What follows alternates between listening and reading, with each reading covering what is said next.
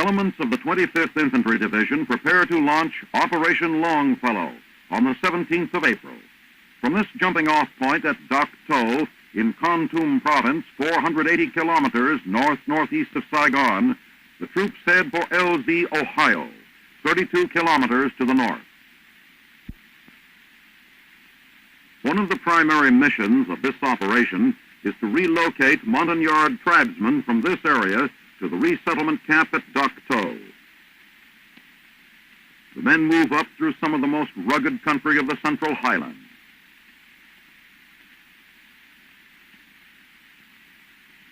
A short way from the LZ, a CP is established as some of the Tropic Lightning troops secure the area. This wilderness area has never before been penetrated by American troops, and reports indicate the Viet Cong are literally holding the Montagnard villagers in bondage, seizing their livestock and crops.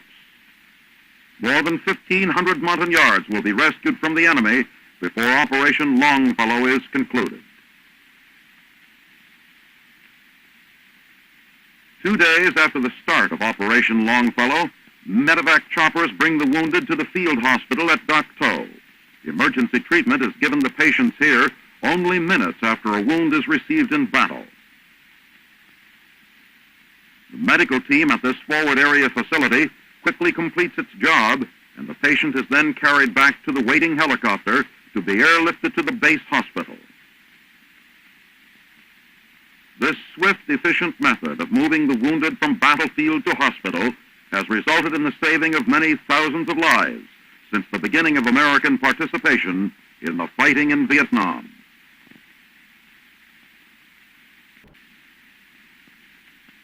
These troopers of the 1st Infantry Division are commencing Phase 1 of Tactical Exercise Lexington.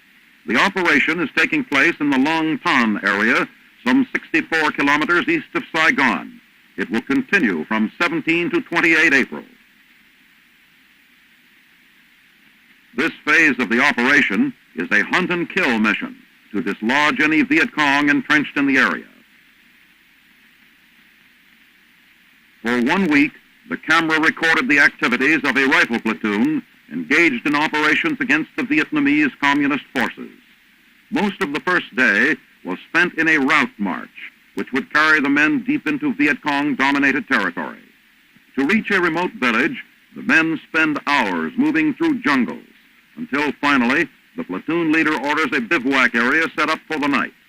While some of the men start digging in, others are sent out on security patrols to make sure the area is safe for overnight encampment.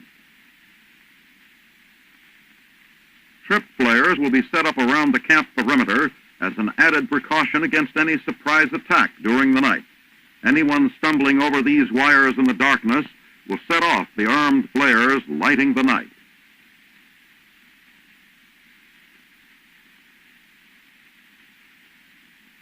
But the precaution proved unnecessary.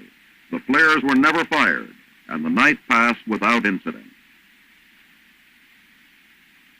The following morning, the 18th of April, the riflemen moved out, sentry dog and all, through the heavy underbrush.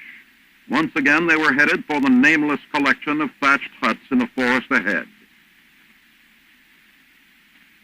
Sometime around midday, they reached the edge of a large cocoa palm grove on the perimeter of the objective village.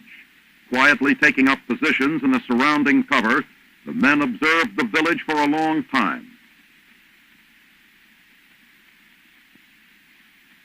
Failing to spot any armed enemy, the foot soldiers entered the hamlet and interpreters questioned the residents and examined their papers. Following a house-to-house search, the troopers settled back for a badly needed rest. During the course of the morning, they had covered more than 6,000 meters. Most of it was dense undergrowth.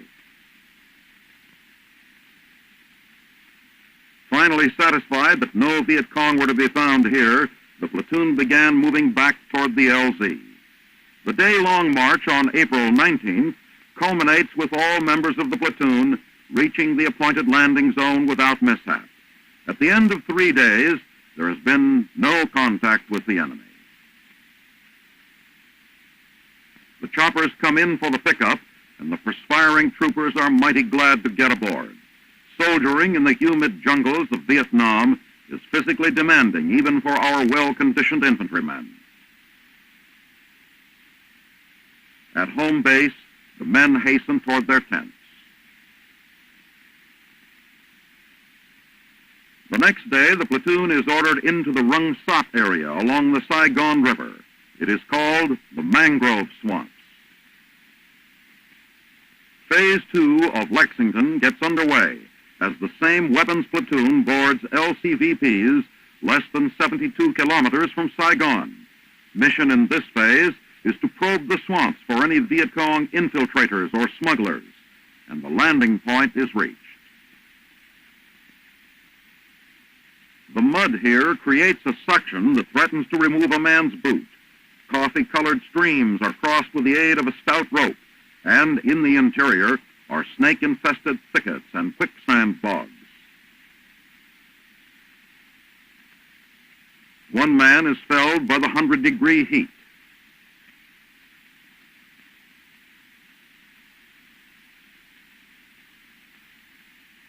After 4 hours of hunting the enemy, the platoon discovers a trail on high ground, and it is decided to set up an ambush. The infantryman in Vietnam spends most of his time searching for the VC. A radio check is made with other 1st Division units once the trap has been set. Then the watching and waiting begins. The hours are filled with insects and heat and swamp noises. But there are no Viet Cong. The troops start back for the boats and again have to ford rain-swollen creeks. With the deep holes encountered in crossing, the rope is absolutely necessary.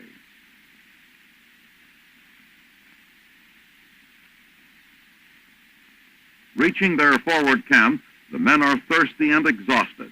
Their water supply had been depleted during the long trip back, and they settle down for the night.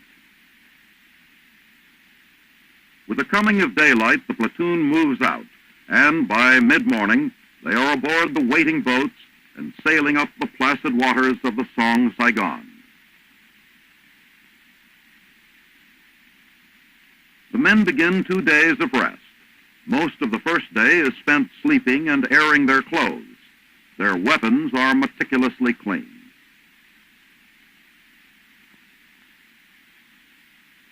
In a moment of complete relaxation, the members of the platoon have a cookout, as one of the sergeants turns out charcoaled hamburgers. The day is made complete as the mail arrives, and the men munch while getting the word from home. All part of the life of a foot soldier in Vietnam. At Bon Briang, near the end of March, 4 Viet Cong are taken prisoner by a recon platoon of the U.S. 25th Infantry Division. They are turned over to a brigade military intelligence team who will put them through an intensive interrogation.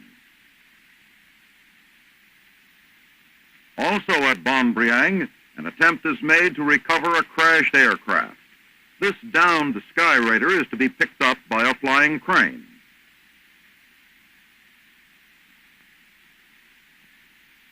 Preparations by the crew for the aerial pickup are underway. The flying crane stands by for the signal to begin. Straps are placed at carrying points on the plane to form the harness for the lift. In a cloud of dust, the CH-54 flying crane struggles with its load, but the Sky Raider proves to be unmanageable and crashes back to Earth. At the conjunction of the Song Bay and Song Dong Nai rivers stands the Kai Kai Special Forces Camp. Although fully operational, it is being strengthened in depth by Vietnamese civilian workers, some of whom are shown here making bricks for fortifications. Located 45 kilometers northeast of Bien Hoa, Kai Kai is the early warning outpost of a larger U.S. Special Forces camp, Zam Cut. This plaque is being erected in honor of Zomkot's former commander, in memory of Captain Leo Michael Donker, killed in action 3 April 1966. Kai Kai, established in February in a Viet Cong-controlled area, is manned by Vietnamese personnel called strikers. They are shown here, lined up for reveille as their company commander selects a patrol. This observation tower symbolizes Kai Kai's defenses. Living quarters adjoin the defense bunkers. Another observation tower, atop a concrete emplacement, is manned by a striker who keeps a watchful eye beyond the perimeter.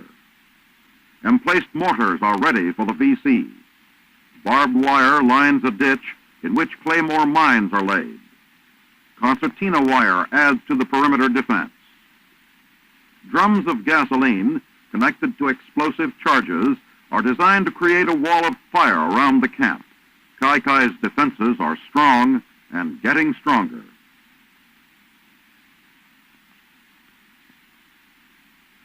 With VC reported in the area, U.S. Special Forces fire a 75-millimeter recoilless rifle at an enemy concentration and are supported by an airstrike.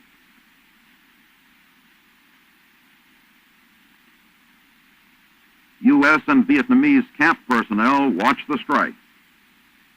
A Vietnamese sampan paddles by in the foreground while Sky Raiders continue the air attack. As the airstrike lifts, a U.S. Special Forces advisor joins a striker patrol which will proceed downriver by boat to determine the effectiveness of the attack.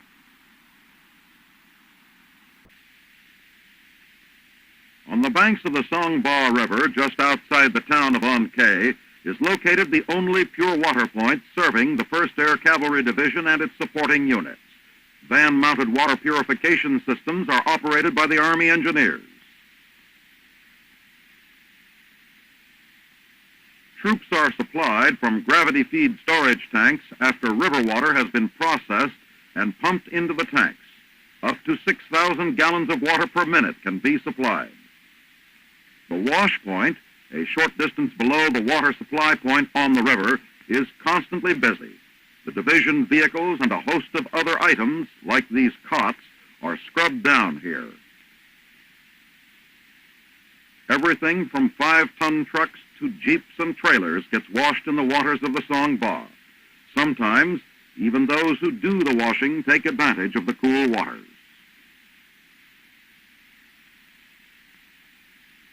In mid-April, the An Khe base of the 1st Air Cavalry Division is a busy installation.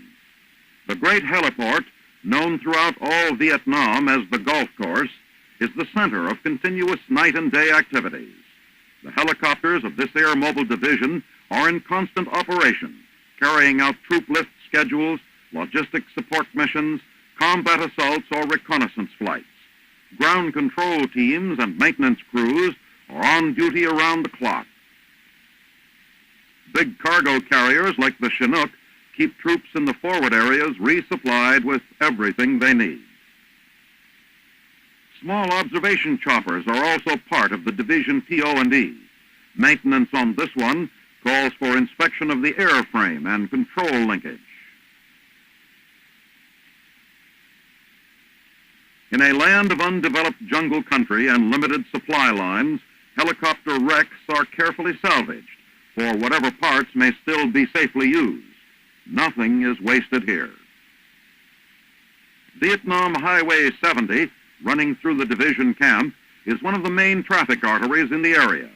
With the rapid growth of the camp, it has become necessary to add on more roadway to handle the increased traffic.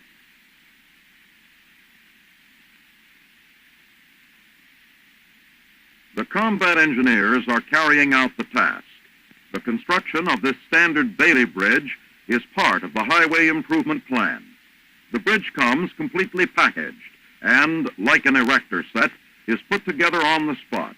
As each section is assembled, it is joined to the next and projected across the gully on rollers. Traditionally, the monsoon season will soon be here, and the dust will turn to mud. When it does, the men of the 1st Air Cav will be ready.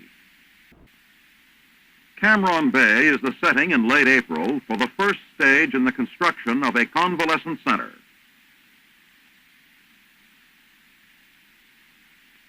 The foundations are set by men of an engineer unit.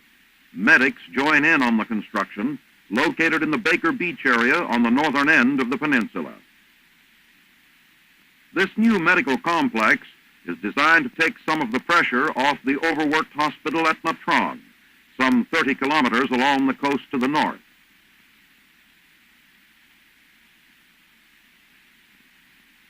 Construction for the entire project is to be 50% complete in June.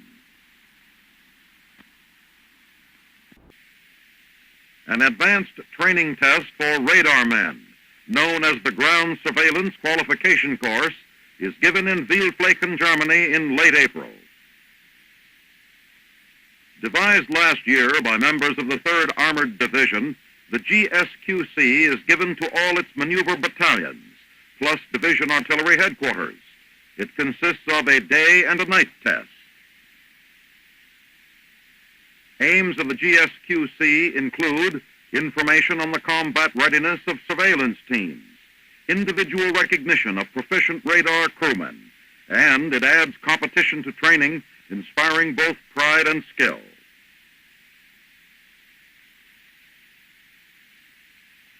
They are tested on their ability to spot artillery, APCs, trucks, jeeps, tanks, and small infantry patrols at distances from 1,200 meters to 8 kilometers. For the test, any combination of targets is used to make up a total of 10 different targets. They move at varying speeds, ranges, and directions. According to their scores, successful teams are awarded patches. Teams placing first, second, and third in the overall competition are awarded trophies. At the beginning of May, some of the units participating in Operation Southern Arrow meet in Mainz, Germany. The men and equipment are part of a joint operation of the U.S. Army and Air Force in Europe. In a preliminary step, troops assemble at the Robert E. Lee Barracks.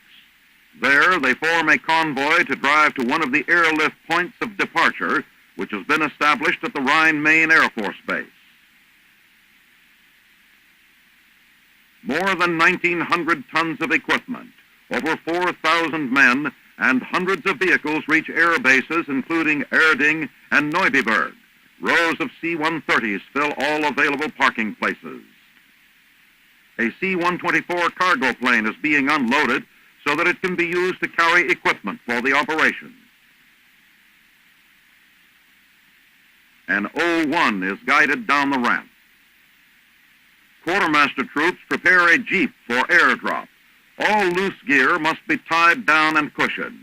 Using 2 assembly lines, the men buckle down vehicles and howitzers, padding contact points with honeycomb insulation. They complete this job 4 hours ahead of schedule. The vast quantity of supplies and equipment are placed aboard the aircraft on schedule.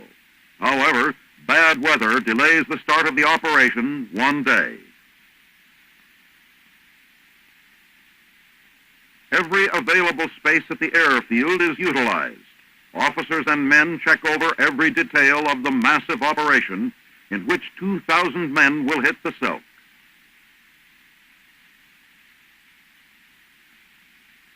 On 8 May, the word is go, and the combat-loaded troops line up to board the Air Armada. Over their objective, about 8 kilometers northeast of Leipheim, the jump signal is given. In rapid order, the men clear the jump door. With the C-130s flying at spaced intervals, each air crew is, in effect, a lead crew, must find the drop zone and figure its own releasing point.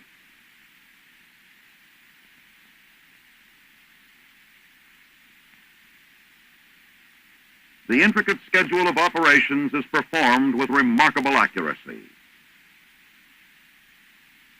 Parachute low-altitude delivery is demonstrated in Europe for the first time. Exercise Director, Brigadier General Charles M. Geddes, 8th Infantry Division Assistant Commanding General, said of the air operations, "The best I've ever seen." In New York City on 15 May, the University Heights campus of New York University is the scene of a special ceremony. Within the university's renowned Hall of Fame will be installed a bust of Brigadier General Sylvanus Thayer, known as the father of the United States Military Academy. The ceremonies begin as General Omar Bradley troops a line of Military Academy cadets and their color guard.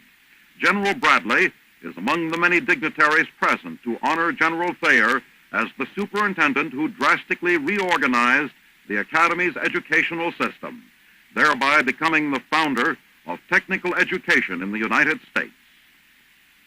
The assembled guests enter the library auditorium for the formal unveiling of the bust.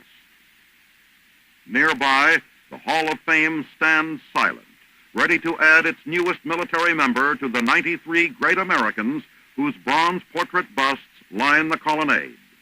Among them is Civil War General William Tecumseh Sherman and General Robert E. Lee. Authors, artists, scientists, and statesmen. And a single empty pedestal awaits a general and educator, Sylvanus Thayer, Academy Superintendent from 1817 to 1833. Inside the library auditorium, Dr. Ralph W. Sockman, Director of the Hall of Fame, introduces General Bradley and presides over the unveiling of the bust.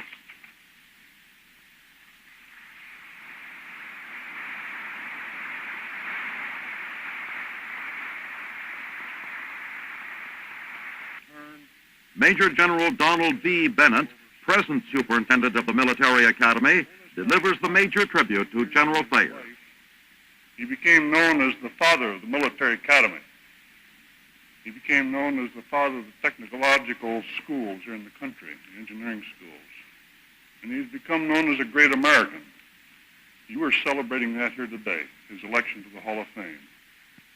The keynote address is delivered by General Bradley, representing former President Dwight D. Eisenhower, absent for reasons of health. We know, of course, that General Eisenhower is very disappointed that he was unable to be here today in person because he had been looking forward to this occasion for many weeks. The Thayer educational system was triangular in plan, with equal sides of education and discipline arising from an equally solid base of integrity. His methodology of rigid entrance requirements to eliminate the unqualified candidates for admission to the academy, the division of classes into small sections with daily recitations on the part of each cadet, and the grades thereon posted weekly, the advancement by merit with a minimum standard below which no cadet could remain, the application of learn by doing, these were entirely new principles in American education at that time. Next, Dr. Sockman makes a special presentation to General Bradley. I have a gift to make to General Bradley. General Bradley, you may think this is a Bouleveau watch, but it's not.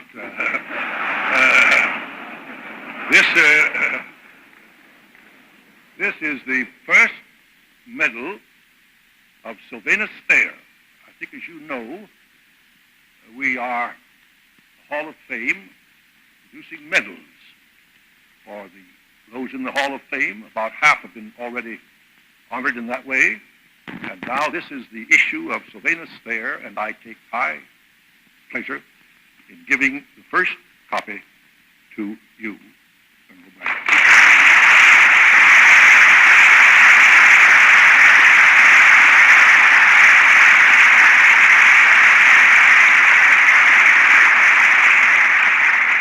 A tape of President Eisenhower's address is played for the audience.